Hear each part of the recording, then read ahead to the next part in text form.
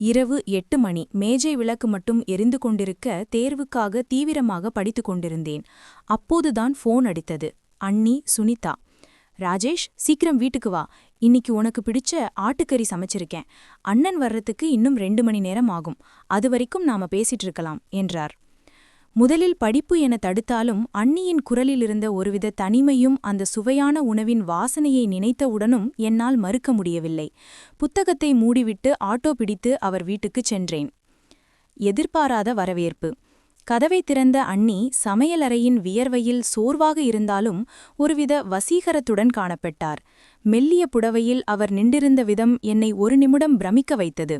என்ன, சாப்பாடுன்னு உடனே படிப்பு பறந்துடுச்சா என்று கிண்டலாக கேட்டார். அவர் சிரிக்கும்போது கன்னத்தில் விழும் குழி என்னை ஏதோ செய்தது. சோபாவில் அமர்ந்தேன். அண்ணி குடிக்க தண்ணீர் கொண்டு வந்து கொடுத்தார். ஏன் ஒரு மாதிரி இருக்க ராஜேஷ், என்ன பிரச்சனை என்று அக்கறையாக கேட்டார். மனம் திறந்த உரையாடல்.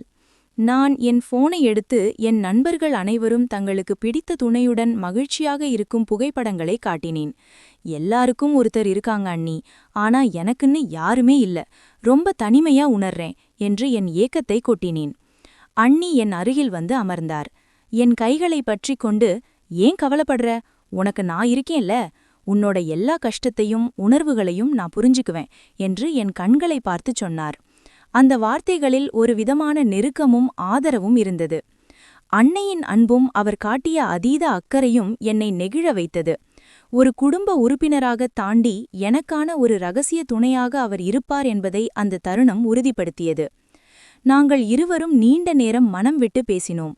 அந்த பேச்சுக்களில் ஒருவிதமான மென்மையும் ஈர்ப்பும் கலந்திருந்தது. அண்ணனின் வருகைக்காக காத்திருந்த அந்த 2 மணி நேரம் என் வாழ்வின் மிக நெருக்கமான, மறக்க முடியாத நேரமாக மாறியது. அண்ணி சமைத்த அந்த சுவையான உணவை சாப்பிட்டு முடித்தபோது என் வயிறு மட்டுமன்றி மனமும் நிறைந்திருந்தது. இனி நீ தனிமையில்லை ராஜேஷ் என்று அவர் வழியனுப்பி வைத்தபோது எனக்குள் ஒரு புதிய நம்பிக்கை பிறந்தது. அன்று இரவு வீட்டிற்கு திரும்பிய பிறகும் அண்ணி சுனிதா என் கைகளை பிடித்துக்கொண்டு சொன்ன அந்த வார்த்தைகள் என் காதுகளில் ஒலித்துக்கொண்டே இருந்தன. உனக்கு நான் இருக்கேன் ராஜேஷ். இந்த வாக்கியம் ஒரு சாதாரண ஆறுதலாக தெரியவில்லை. அதில் ஏதோ ஒரு இரகசிய உடன்படிக்கை மறைந்திருப்பது போல எனக்கு தோன்றியது. மறுநாள் காலை தேர்வுக்கு படிக்க அமர்ந்தேன். ஆனால் என் கவனம் முழுவதும் அண்ணியின் அந்த புன்னகையிலும் அவர் அணிந்திருந்த அந்த மெல்லிய புடவையின் வாசனையிலுமே இருந்தது. அப்போதுதான் ஒரு குறுஞ்செய்தி வந்தது. அண்ணி, நேத்து நல்லா தூங்குனியா ராஜேஷ்? சாப்பாடு செரிச்சதா, இல்ல மறுபடியும் வரணுமா என்று ஒரு சிரிக்கும் முகம் இருந்தது. அந்த செய்தி என்னை ஒரு நிமிடம் நிலைகுலைய வைத்தது.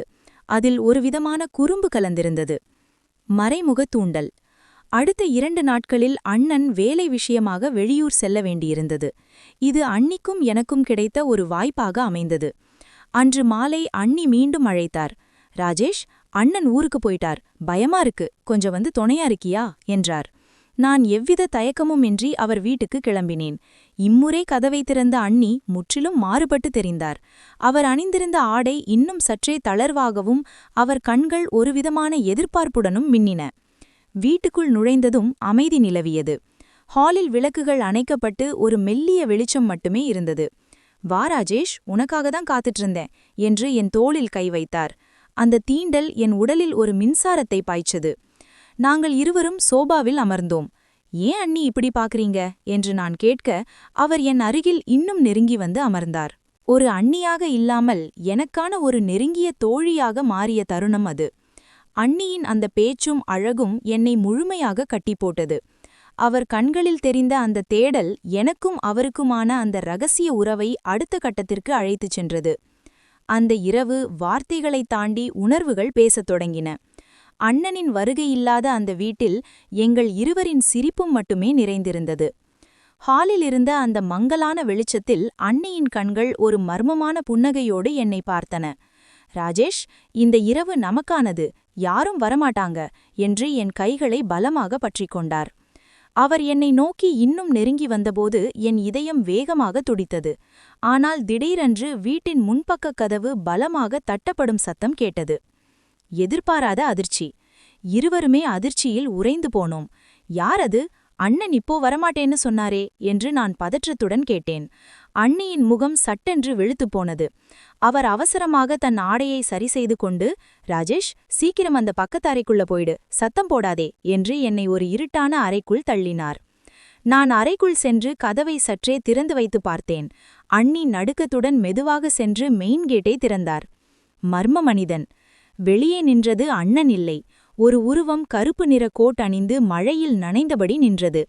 அந்த நபர் அண்ணியை பார்த்து, நீங்க சொன்ன வேலை முடிஞ்சது சுனிதா, ஆனா பாக்கி பணத்தை இப்பவே குடுத்தாகணும் என்று கரகரப்பான குரலில் சொன்னான். அண்ணி பயத்தில் சுற்றுமுற்று பார்த்தார். இப்போ எதுக்கு இங்க வந்தீங்க, அப்புறம் தரேன்னு சொன்னேன்ல என்று அவர் ரகசியமாக கத்தினார். அந்த நபர் உள்ளே நுழைய முயன்றார்.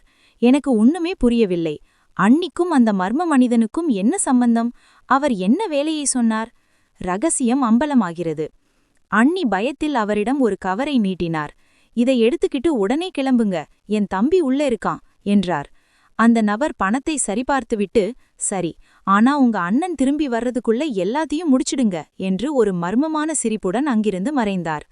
அவர் சென்றதும் அண்ணி நீண்ட பெருமூச்சு விட்டுவிட்டு நான் இருந்த அறைக்குள் ஓடி வந்தார். அவர் முகம் முழுவதும் வியர்த்திருந்தது. ராஜேஷ், நீ எதையும் தப்பா நினைச்சுக்காத, அது என்று அவர் தயங்கினார். அண்ணியின் மறுபக்கம். நான் அவர் கண்களை பார்த்தேன். அந்த அன்பான கனிவான அண்ணிக்கு பின்னால் ஏதோ ஒரு பெரிய ரகசியம் ஒளிந்திருக்கிறது என்பது எனக்கு புரிந்தது. அண்ணி, யார் அவரு, என்ன வேலை முடிஞ்சதுன்னு சொன்னாரு, எனக்கு உண்மை தெரிஞ்சாகணும் என்று நான் விடாப்பிடியாக கேட்டேன். அண்ணி மெதுவாக கதவை சாத்திவிட்டு என் அருகில் வந்தார். உங்கிட்ட எதையும் மறைக்க விரும்பல ராஜேஷ். உங்க அண்ணன் பத்தின ஒரு உண்மையை தெரிஞ்சுக்கதான் அந்த ஆளை ஏவி விட்டேன். ஆனா அது இவ்வளவு தூரம் போகும்னு நினைக்கல என்றார் மர்மமாக. அந்த இரவு வெறும் ரொமான்ஸாக தொடங்கி இப்போது ஒரு பெரிய மர்ம கதையாக மாறியது. அண்ணி எதை பற்றி பேசுகிறார்? அண்ணனை பற்றி அவர் கண்டுபிடித்த உண்மை என்ன? அண்ணியின் அந்த பதற்றம் எனக்குள் 1000 கேள்விகளை எழுப்பியது. அண்ணி, உண்மையை சொல்லுங்கள். அந்த ஆள் யார்? அண்ணனை பற்றி என்ன உண்மை என்று நான் அவர் தோளை பிடித்து உலுக்கினேன். அண்ணி கண்களில் கண்ணீருடன் என் கைகளை பற்றிக் கொண்டார். ராஜேஷ், உன் அண்ணன் ஒரு பெரிய ஆபத்தில் இருக்கிறார். அவர் வேலை நிமித்தமாக வெளியே செல்லவில்லை.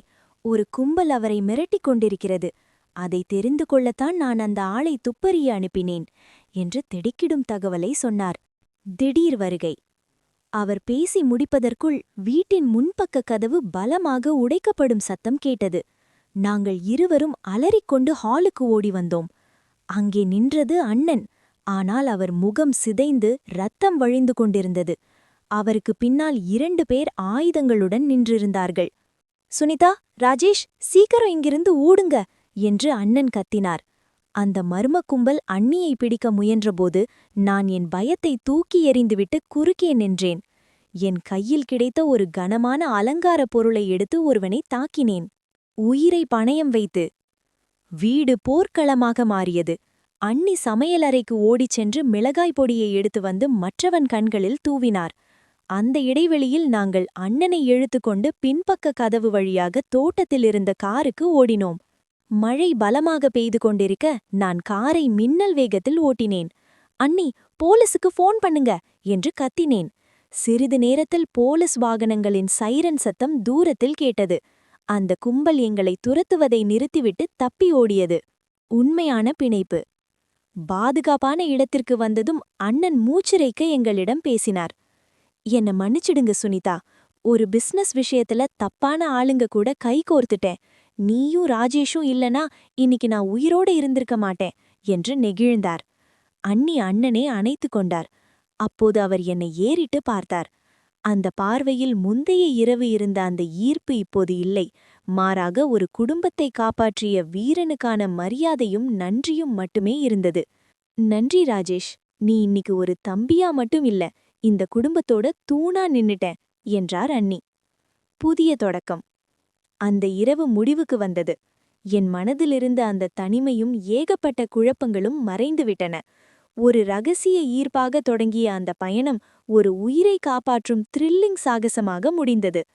அன்று முதல் அண்ணி எனக்கு ஒரு சிறந்த வழிகாட்டியாகவும் அண்ணன் எனக்கு ஒரு நெருக்கமான நண்பராகவும் மாறினார்கள். வாழ்நாள் முழுவதும் மறக்க முடியாத அந்த இரவின் ரகசியம் எங்கள் மூவருக்குள்ளேயே புதைந்து போனது.